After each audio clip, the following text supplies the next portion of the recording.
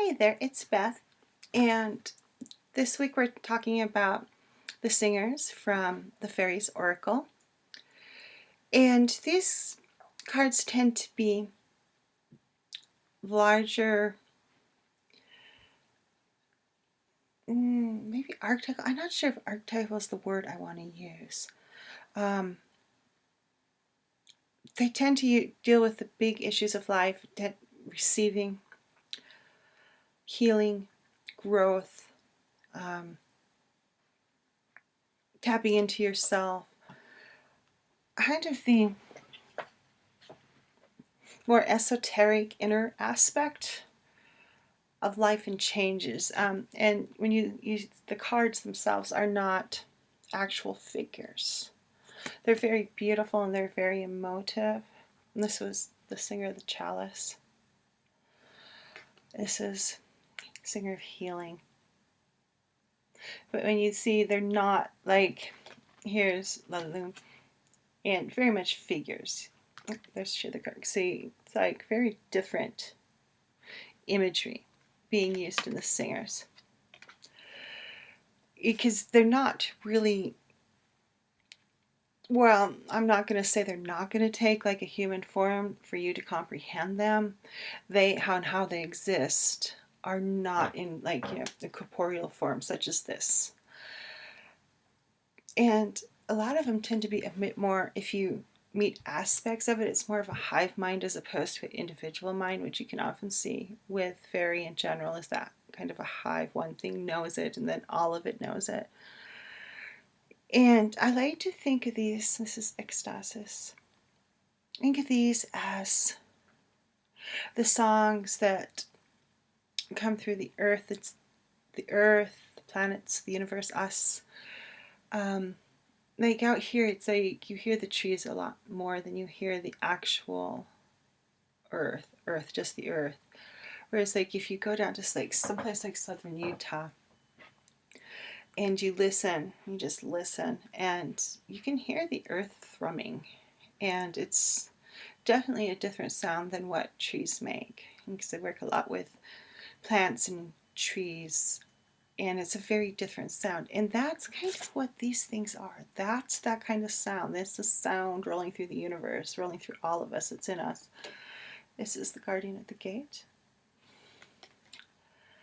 But they deal in shifts and change.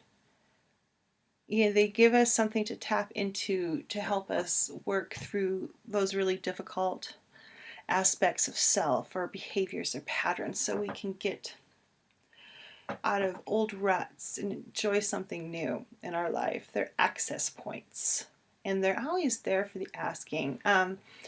Froud equates them to a similarity with angels. They're kind of in that kind of realm of the angelic host.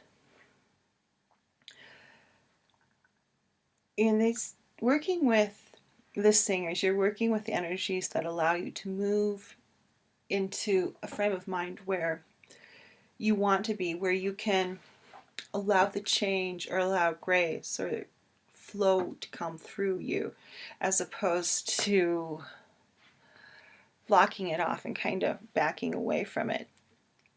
For the most part, they aid, but they can challenge. They're not just, if you're blocking them off and not letting them, it's not so much that they're challenging, it's you're challenging not to work with them, and kind of a denying their essence of what they're trying to bring into your life for you, and that you need to bring into your life. And it's within that kind of thing that the singers work. And I've noticed they tend to really pop up. If someone's having some Mongo change, you're going to see the singers kind of popping up. It's kind of almost, it's not a direct equivalent. It's not a direct parallel equation from the singers to, say, like a major arcana card. But whereas like major arcana cards, one way to interpret them is that they are greater themes in life lessons that need to be learned by someone. This can also be thought of as that kind of thing. You have, if you say, the magician, which could be skills, learning, and accessing them, as opposed to denying what skills you have. And I do a lot with entrepreneurs, and so a lot of times they'll kind of be like, I need more, I need to learn more, I need to learn this, I need that, and never just going, okay, I have a lot of stuff, I have a lot of skills, I am the magician and I need to use them. That's kind of along those lines, but without the people, without the, people figures, really. And in some ways, it's not a direct correlation. Don't get me wrong, I'm not saying these equate to the major arcana, because they don't. But they do have some of the similarities. So if you're just getting into this deck, you can kind of view the singers in that mode, and that can really help make your connection with them at first, because they're a little more abstract.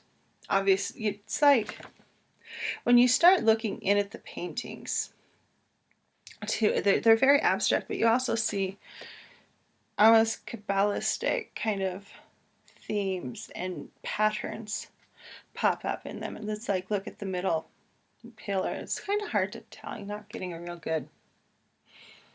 There we go. It's a little better. Some of that one does. This one does a little. And I'm not, once again, not saying direct equation, but it does put me in mind of some of the,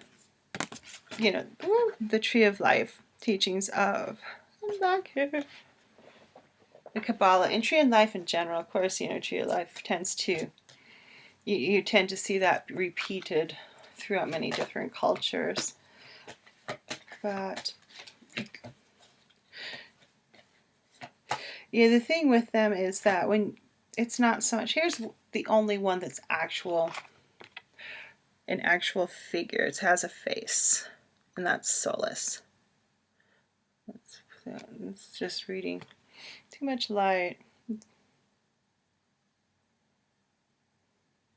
There's the face. Yeah, there's a little spark, a little heart spark, as it were. Or when you're dealing with these changes, with the big changes and with healing, you really, when working with these cards, you want to step into that power. The more you step away is the more you block yourself off from these, for lack of better wording, energy flows. Flows that just kind of, they're there for you to tap into. As are the singers. They are there for you just to be like, okay, I need to heal. I feel, say you're feeling just, whether it's a big healing that you need to happen, or just like, I've had a crappy day and I need to heal from my crappy day. The singer of healing could be called upon to help bring that healing into your life that day. Or if you're working on being more open to receiving, say, money or compliments, even. Doesn't have to be like a grand thing. It can be a small thing. If you have a hard time, saying, oh, yes, thank you. I look good today. Thank you. That kind of thing is, working with, say, the singer, the chalice, to bring in reception, being open to letting people compliment you, or to receiving money.